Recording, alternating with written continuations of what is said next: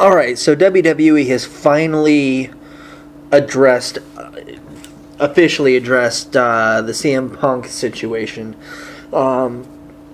They've addressed it here and there, but they've kind of taken the PC approach. Obviously, the two most recent incidents would be on the Stone Cold podcast with Vince and then Triple H a couple weeks ago. Both Vince and Triple H talked about CM Punk, but they didn't really go into too much detail about the situation and all of that. And obviously we're over a year past when CM Punk either quit or was suspended or went on leave, however you want to look at it. That was in December of 2014. We're now into February of 2015. For those of you who aren't aware of the situation, CM Punk went on Colt Cabana's podcast in November of last year and finally broke his silence as to what went down. Whether all of it was accurate or not, it's kind of up in the air. It's more of a he said, she said type thing, really. Similar to somebody gets fired or did they quit. That's exactly what it is. Basically, CM Punk, the biggest thing was that there was a baseball-sized MRSA infection on his back that he said WWE refused to treat for months. And it snowballed at the Royal Rumble pay-per-view last year. And obviously, that was his last appearance. He said that he had asked WWE's Dr. Amann, or Amann, however you want to pronounce it, to treat it, and he refused. This led to one of the biggest reasons Punk left. After he left, he went to AJ Lee's doctor, who diagnosed it as a MRSA infection and said that he really should be dead and that it's a miracle he's alive. Everybody's been waiting and waiting to see if WWE would respond to that. Up until now, they hadn't. But tonight, February 20th, 2015, WWE did respond and address CM Punk's allegations. A lot of it stems from Dr. Amann filing a defamation lawsuit against CM Punk. They addressed it by saying, in light of CM Punk's allegations regarding WWE's medical staff, the subsequent defamation lawsuit filed by Dr. Amann against CM Punk, WWE continues to have the utmost confidence in the ability and expertise of our world-class team of physicians, including Dr. Amann. CM Punk claimed this past November that during the Royal Rumble pay-per-view event on January 26, 2014, he had performed with a baseball-sized purple lump on his back located near the waistband of his tights. WWE's investigation has shown the following. 1. CM Punk did not discuss this alleged condition with WWE's team of physicians and trainers, nor did he discuss it with anyone in our talent relations department. 2. Subsequently, WWE has no medical records documenting this alleged condition. 3. The first time WWE was made aware of this alleged condition was when we received a letter from CM Punk's attorney on August 22, 2014, after WWE terminated his contract. And finally, there is clear video evidence from the 2014 Royal Rumble, which allows all to decide whether there's any appearance of a baseball-sized growth on CM Punk's back. And then they put a link to the video, which I will put in the comments in the description of this video podcast. If you are listening to this on the actual podcast, I will include a link to the YouTube video where you can view the video.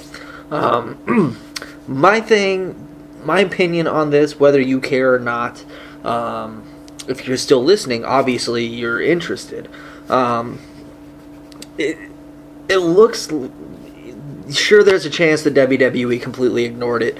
WWE does have a habit of not giving the wrestlers appropriate time off, a lot of people think, when wrestlers are injured. Obviously, there's exceptions. If somebody needs pretty extreme surgery, they're going to take the time off. However, as soon as the surgery is done, if they're cleared, WWE wants them back on the road. This is something CM Punk talked about in detail and in depth in the Colt Cabana podcast last year. a couple months ago. I think that the CM Punk situation has led to changes in WWE's policy and the way they handle things. Obviously, CM Punk had eye surgery and shoulder surgery and all this stuff, and was still asked to go on TV and go on the road. As a top performer, obviously you're going to feel that obligation, and sometimes you can feel like you're put in a situation where you have to, which is why we saw Punk, on WWE TV, not in action, but in storylines on television, with his arm in a sling and stuff like that, because he felt like he had to. If you don't, you risk losing your job. However, since Punk has left, obviously Daniel Bryan was forced to take time off with his neck injury and shoulder injury. Would that have happened if CM Punk didn't leave? Who knows? Sheamus had surgery this last fall. If CM Punk hadn't left, if that whole thing hadn't gone down, would Sheamus have, stayed on TV? I don't know. Who knows? Would CM Punk had been lobbying for Daniel Bryan to get his shot CM Punk was supposed to fight Triple H at WrestleMania. CM Punk leaves, things change. Daniel Bryan's in WrestleMania. And so I feel like there's a lot of positives that have come from CM Punk leaving or getting fired. Now Vince says that it was a complete coincidence that CM Punk received his termination papers on his wedding day. It seems a bit far-fetched, I think. It would be the biggest coincidence in the world that, WWE knows AJ Lee is marrying CM Punk. You know how long, roughly, approximately, it's going to take for papers to get from Stamford, Connecticut to whether it be Chicago or wherever it was that they got married. You know how long it's going to take for papers to get there, especially if you send it overnight or first class. It's going to get there quicker. Do I believe that it was a coincidence? Personally, I don't believe it was a coincidence. I think that Vince had to say that if he was going to, if he wanted WWE to keep a positive appearance. Sometimes you have to be PC. That's one thing I've learned, is sometimes you have to say things or do things that you may not necessarily want to do or say, but if you want to continue having a fan base, if you want to continue to have a good image, sometimes you have to take that bullet and, maybe go about things in a different way publicly than you normally would. I learned my lesson back in October when I put something on Facebook about the Black Veil Brides that I didn't think was negative, but it was viewed as negative. Therefore, I, faced some consequences for that. We're not going to go into that. But, I think it's great that WWE finally addressed the CM Punk allegations and the CM Punk situation officially. Obviously, after his contract was terminated, they posted something, online wishing him the best. You almost had to do that. I still think that one day CM Punk will return to the WWE. Probably won't be in the ring because age-wise he's getting up there, and he did it for so long, starting at such a young age. I do think that he was extremely burned out.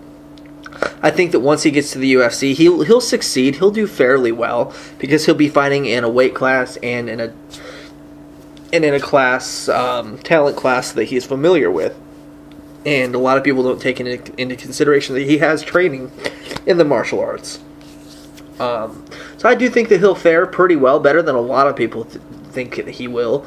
But I do think that, if WWE can mend relationships with the Savage family, the Pafos, if, the Ultimate Warrior can return after all of that crap, if they can welcome back Scott Hall, Kevin Nash, and Hulk Hogan, 3 guys that left the WWE for the competition, if they can welcome Sting in after, Sting being the face of WCW, the company that was trying to put WWE out of business, if they can bring Eric Bischoff to run Raw in a storyline and give him a job at all after being the man that publicly said he wanted to put WWE out of business. Same with Paul Heyman. I think that CM Punk can definitely make a return to the WWE in time. It won't be anytime soon, I don't think. It'll probably be 10 years from now. And it may be for a Hall of Fame induction. but I do think that he will make some sort of return to the WWE. It's someday. But I do think his in-ring days are done. It would be a shock if he ever came back, and he has so much pride that if he says I'm never ever coming back, if anybody's going to stick by that, it's going to be CM Punk. But obviously, never say never. Anything can happen.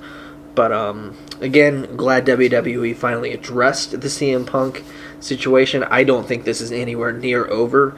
And with WWE and their medical staff filing defamation lawsuits against CM Punk, there's a chance that we may have seen AJ Lee's final days in WWE.